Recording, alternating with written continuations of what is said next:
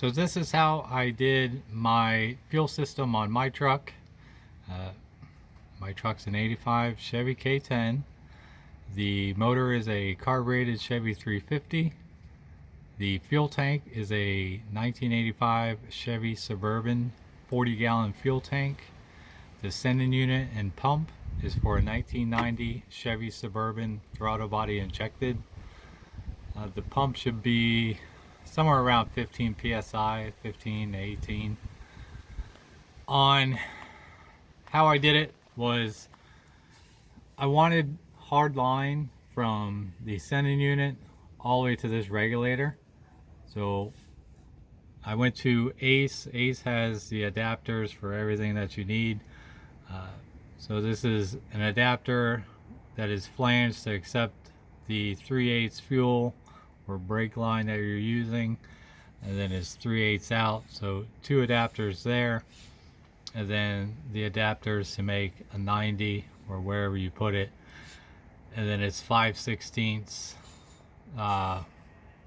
line back. It's 5/16 hard line from here up to the tank, and then I just use fuel hose to make the connection since the pressure is pretty much cut in half. And then the 3/8 runs along the frame, and it's all bolted down. Any point where it was a close contact with something else, I ended up putting a piece of rubber on there and zip tying it in place, just so that there's no issue on it. But it's a matter of bending the line where they need to go, and then it runs back through there.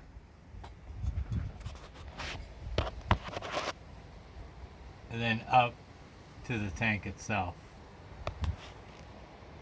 On my evap, I didn't want to run another line all the way to the front of the truck and then run it on the factory evap canister. So that evap canister is for a Fox body. It's the evap canister and the Fox body frame mount bracket that comes on the canister itself. I already had it, so figured I'd use it. Then I won't have to run the line. So the vent on the sending unit comes out and then goes into there. The inlet outlet on this canister is just a little bit smaller than the 5/16. So I just put a hose clamp on there, and I made it to where it was just snug enough to keep it from moving. I didn't try to clamp it all the way down, but that solves the evap. Not running an evap canister, I can't stand the smell of the fuel by not having one. I did it on the Mustang and just had it as a dump, and I ended up putting the evap canister back into it just to make it so it wouldn't smell like fuel all the time. So right now the truck has 15 gallons of fuel in it. I'm sitting under here, I don't smell any fuel, so that's the way I did it. It's just welded to that square tubing because I couldn't drill a hole, so it's welded in place where it goes now. But the fuel pressure regulator is a return style. It's a quick fuel technology. There's the part number for it. I got it from Summit Racing.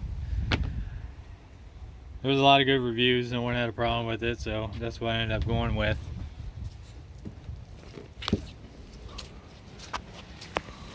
The only challenging part on the fuel system is making the connection at the tank. So that is a fuel filter for a 1989 Chevy Camaro or Firebird. I ended up going with that because they kept telling me that the filter for a K10 was a paper filter, which obviously wouldn't work. So I just ended up going with this. It screws directly into the sending unit. The only thing that you would need to get is just an O-ring kit. There's a part number. So you just need the 3/8 O-ring and put it onto your sending unit outlet. Then you can screw it into there. and then the fittings are from Ace, and it was just a matter of finding the fittings that was screwed together. The problem on the filter is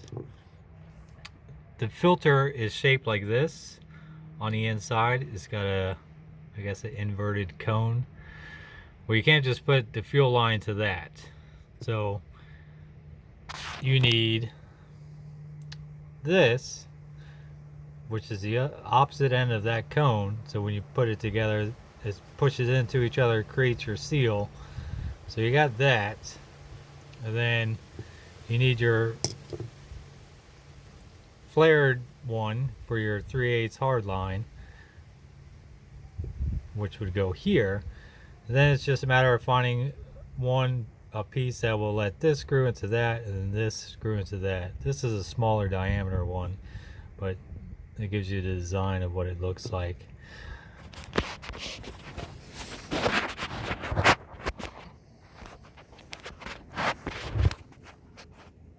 There's a close-up of mine, and then it's sealing on everything on there.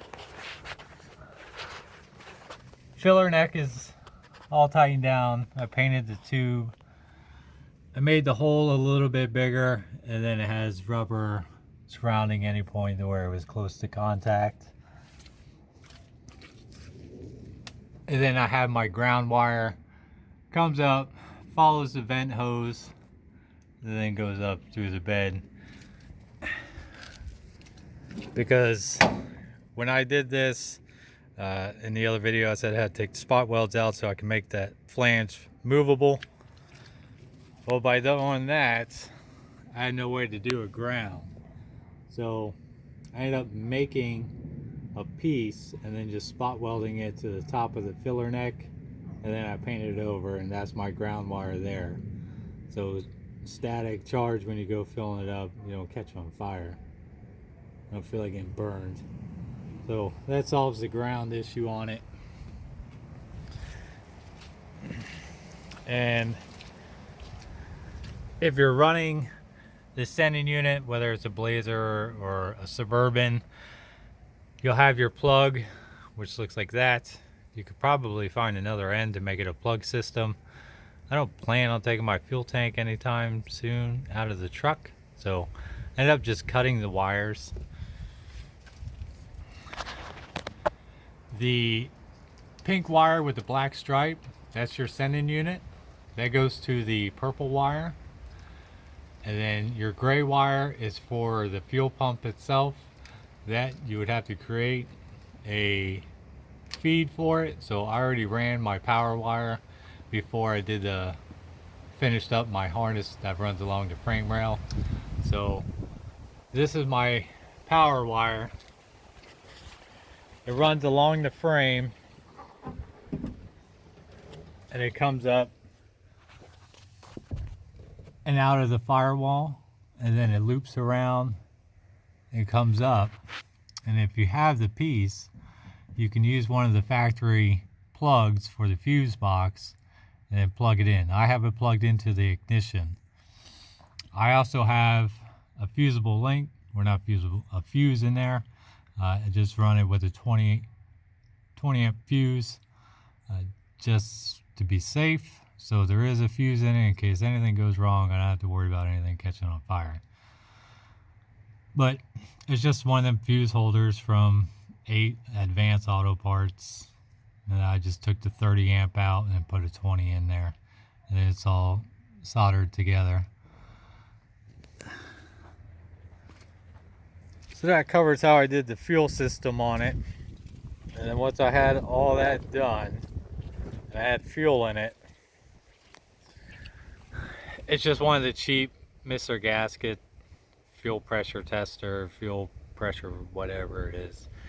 And I just made sure it is between 6 and 7 psi. And I checked it up here at the carburetor versus checking it back there at the regulator. Regulator came preset at just over 6. So I left it there.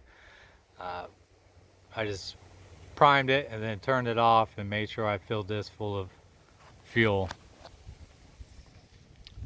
And that's it.